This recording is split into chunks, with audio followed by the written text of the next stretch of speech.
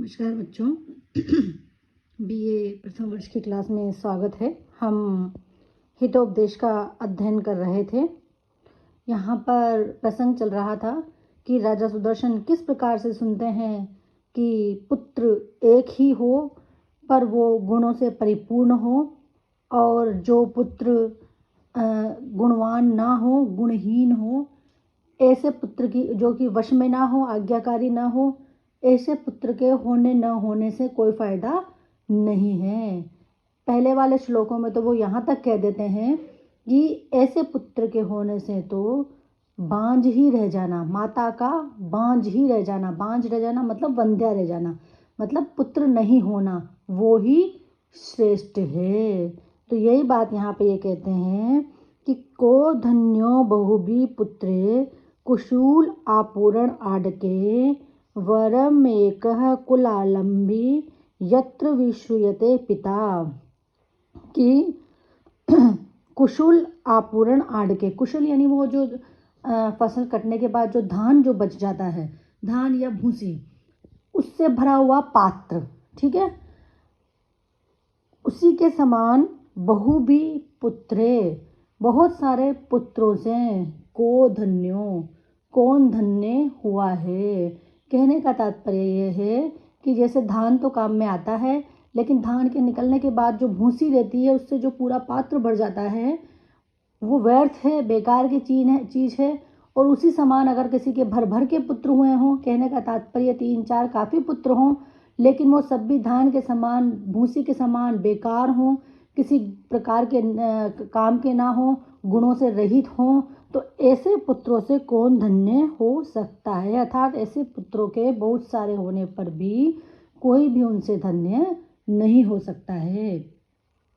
वरम एको कुल आलंबी यत्र विश्रूयते पिता। अब देखो आगे वो क्या कहते हैं कि कुल आलंबी, कुल को आलंबन देने वाला, अर्थात कुल को सहारा देने वाला, कुल को तरा देने वाला, कुल का फायदा कर देने वाला। वरम एक ही पुत्र श्रेष्ठ है, यानी चाहे से एक ही पुत्र हो जो कि परिवार को सहारा देने वाला हो, जिससे कि यत्र विश्रूयते पिता, जिससे कि पिता को सुना जाता है। सुना जाता है सा तात्पर्य है कीर्ति, जिससे कि पिता की क्या फैलती है, कीर्ति फैलती है, यश फैलता है। तो राजा सुदर्शन सोच रहे हैं कि मेरे 4 पुत्र हैं, लेकिन वो धान की जो भूसी है उससे भरे हुए पात्र के समान है, व्यर्थ है। कितना सारा भी भूसा हो लेकिन वो व्यर्थ ही होता है, किसी काम का नहीं होता है। उसी प्रकार मेरे पुत्र हैं, वो भी गुणवान नहीं हैं, तो वो भी व्यर्थ हैं। इनकी अपेक्षा तो एक ही पुत्र हो चाहे से, लेकिन वो जो है पिता को, कुल को आलंबन देने वाला हो, और पिता की प्रसिद्धि को, पिता की कीर्ति को और भी अधिक फैला देने वाला होता है। तो देखो, अनाज के कोठे भरने से 4 से परिणाम वाले पात्र है ना, उसी को कहते हैं ये आडक, जो कहा है इन्होंने। उसी समान जो पुत्र हैं वो भी केवल पेट भरने वाले। ऐसे अनेक पुत्रों से कोई सा भी मनुष्य भाग्यशाली नहीं होता। कहने का तात्पर्य ये है कि नारायण पंडित कह रहे हैं, कुल को आश्रय देने वाला तो एक पुत्र ही बहुत होता है, किंतु भूसी के पात्र से भरे हुए मूर्ख पुत्रों के समान अनेक पुत्र होना बेकार है। तो यही बात यहाँ पर कही गई है कि मूर्ख पुत्र पैदा करने की अपेक्षा तो कुल को सहारा देने वाला बस एक पुत्र ही होना चाहिए। वो ही माता पिता का सहारा बनता है और वो ही कुल को प्रसिद्धि प्रदान कर सकता है, चाहे से अनेक पुत्र हों या न हों। आगे वे कहते हैं, रणकृता पिता शत्रुर्च माता व्यभिचारिणी भार्या रूपति शत्रुपुत्र शत्रु अपंडित। देखो इन्होंने क्या क्या शत्रु बताया है कि पिता रणकृता, कि आपका अगर रण करने वाला पिता है तो वो आपका शत्रु है, यानी कि वो आपके लिए शत्रु के समान है। क्योंकि क्या होता है कि पिता जब ऋण करता चला जाता है, अगर पिता उस ऋण को चुका नहीं पाता है तो वो ऋण उसके पुत्र को ही चुकाना होता है। तो इस परिस्थिति में ये कहते हैं कि ऋण करने वाला पिता और माता च व्यभिचारिणी, व्यभिचार करने वाली माता यानी कि कुल्टा माता, यानी कि जिसका विवाहेतर संबंध हो या जो इस प्रकार का व्यभिचार में लिप्त रहती हो, ऐसी माता। भार्या रूपवती, और बहुत सुंदर स्त्री, सुंदर स्त्री हो, काफी सुंदर स्त्री, वो भी शत्रु के समान है। और अपंडितः पुत्र शत्रु, और मूर्ख पुत्र भी शत्रु के समान है।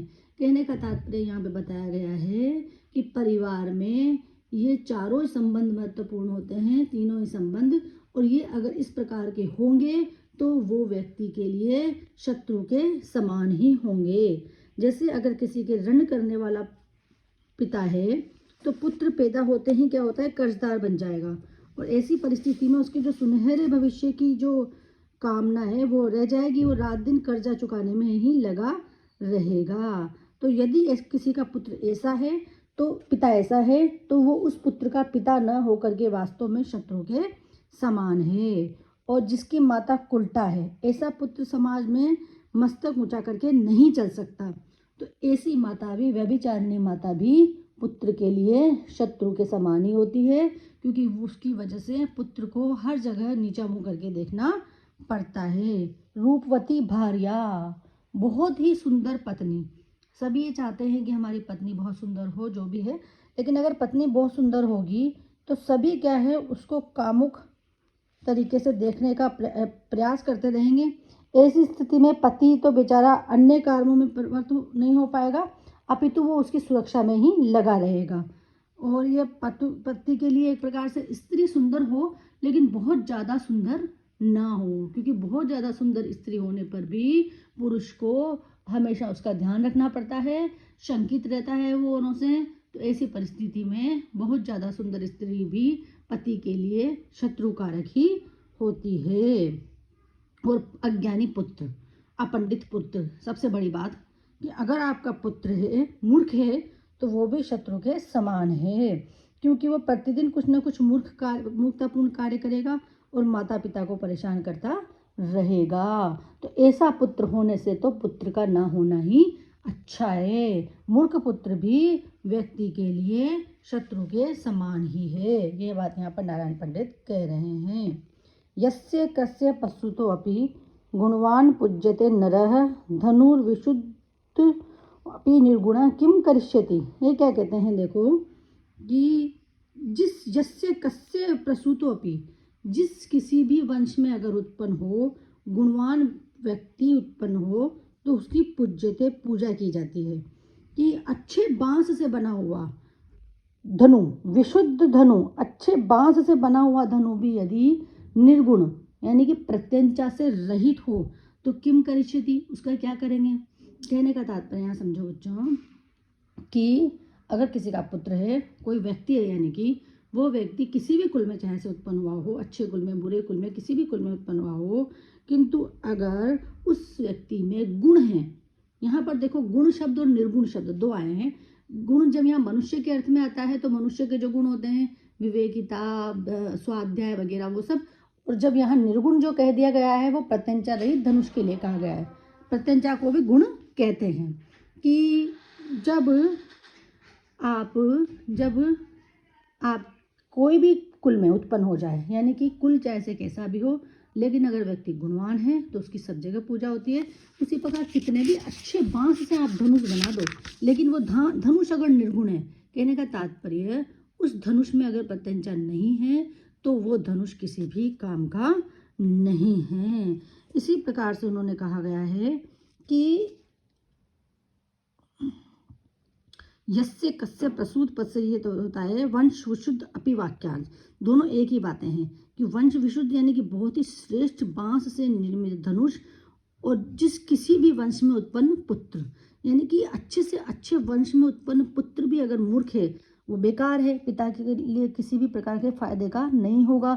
उसी प्रकार से कोई बहुत ही अच्छे बांस से किसी ने धनुष बना दिया है लेकिन उस धनुष में प्रत्यंचा ही नहीं है तो वो धनुष भी किस काम का। धनुष की जो प्रत्यंचा है वो गुण के समान ही है।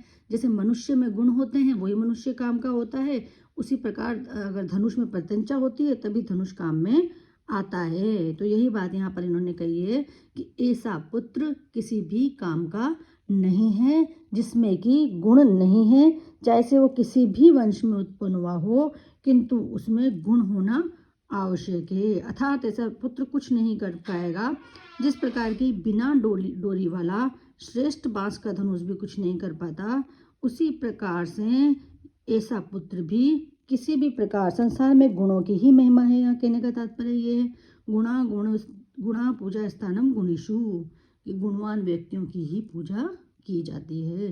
तो ये बात यहाँ पर नारायण पंडित कह रहे हैं।